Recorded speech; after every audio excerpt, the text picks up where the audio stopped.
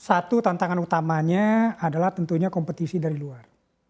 Ya, seperti produk pesawat terbang kita 235 seperti yang disampaikan oleh Pak Gita tadi, tahun 2013 kita sudah menjadi sole manufacturer untuk produk ini. Bukan artinya di kelas produk ini kita tidak punya kompetisi.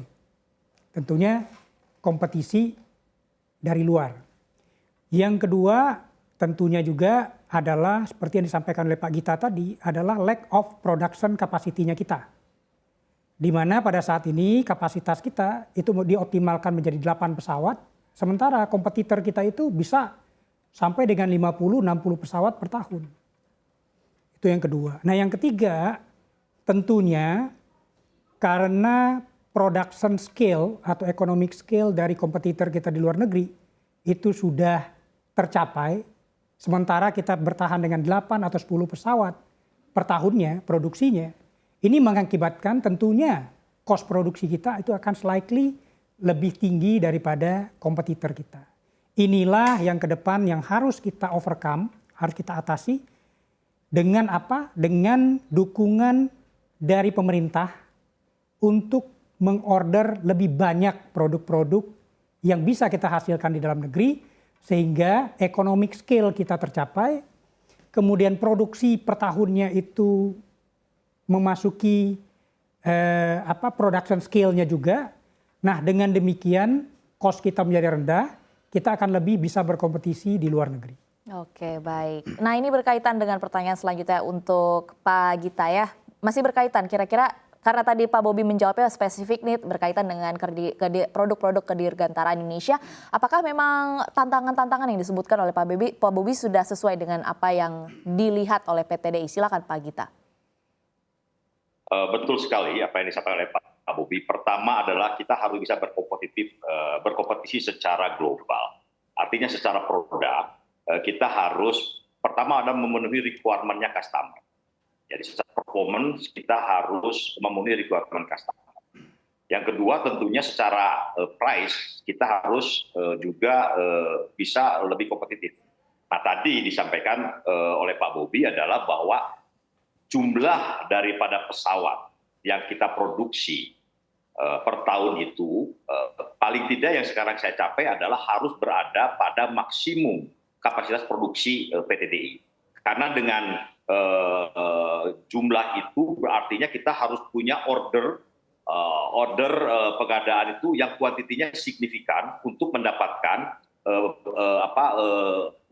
price daripada supply chain kita yang lebih baik, yang lebih murah maksudnya. Karena semakin banyak pesanan, semakin banyak kontrak, maka kita akan bisa mendapatkan bargaining position di dalam kita mendapatkan harga dari supplier. Ini yang paling penting dari bahan baku dan segala macam. Jadi kita harus bicara pada minimum quantity yang secara ekonomi ini masuk kepada economic class. Itu yang paling penting menurut saya adalah quality dan price, Pak. Oke baik, terima kasih Pak Gita. Izinkan saya bertanya kepada Pak Bobi lagi begitu ya. Itu kan tadi terkait dengan ekspor, upaya ekspor Indonesia terhadap negara-negara lain. Kira-kira kalau dari Indonesia sendiri kan kita ketahui bahwa angka impor alutsista di Indonesia juga masih cukup tinggi. Kira-kira untuk mencapai tujuan bahwa Indonesia bisa mandiri dari industri pertahanan, kira-kira bagaimana Pak? Apakah memang ini mimpi yang masih terlalu jauh untuk dicapai atau seperti apa? Silakan Pak Bobi. Kalau dibilang mimpi juga tidak. Ya, kita harus mempunyai roadmap yang jelas, yang terukur, waktu, dan besarannya, agar kita mandiri dalam penguasaan teknologi industri pertahanan. Itu satu hal. Yang kedua adalah tentunya kalau kita lihat industri pertahanan, siapa sih usernya dari industri pertahanan? Itu hanya satu penggunanya, yaitu pemerintah. Pemerintah dalam hal ini sebagai pemegang kebijakan, pemerintah dalam hal ini sebagai pembuat anggaran atau penguasa anggaran, dan pemerintah dalam hal ini sebagai pengguna juga. Nah sehingga kalau kita lihat maju tidaknya industri pertahanan ini, itu sangat tergantung dari 3 hal dari pemerintah tadi. Apakah kebijakan dari pemerintah ini itu sangat pro untuk industri pertahanan apa tidak? Apakah pengalokasian anggarannya itu sangat pro untuk industri pertahanan dalam negeri apa tidak? Yang ketiga, apakah spesifikasi yang ditetapkan oleh user atau pengguna dan requirement teknisnya itu bisa nggak mendukung dari teknologi yang telah kita kuasai atau teknologi yang akan ada di roadmap-nya kita. Nah, alhamdulillah dalam 3-4 tahun di belakang ini itu pemerintah sangat mendukung dalam 3 hal tadi. Seperti yang tadi disampaikan oleh Pak Gita, satu, pemerintah sangat percaya sama kita dari industri pertahanan dalam negeri, terutama Defense ID, dengan memberikan kontrak-kontrak kerja, kontrak-kontrak pengadaan yang cukup signifikan. Yang kedua, kami dilibatkan secara aktif di Komite KKIP, Industri Pertahanan, untuk menentukan peta jalan dari teknologi dan industri pertahanan itu sendiri. Yang ketiga tentunya pengalokasian anggaran pertahanan pada saat ini sangat pro untuk industri pertahanan dalam negeri.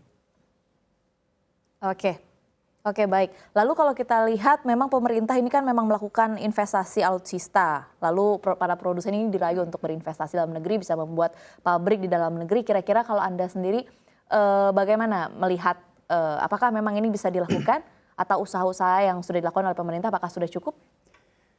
Saya rasa usaha sudah jauh lebih baik daripada sebelumnya dari sisi pemerintah. Yang kedua, dengan pemerintah tahun lalu mengholdingkan kami yang tadinya 5 perusahaan yang terpisah, kecil, sekarang menjadi satu perusahaan yang cukup besar.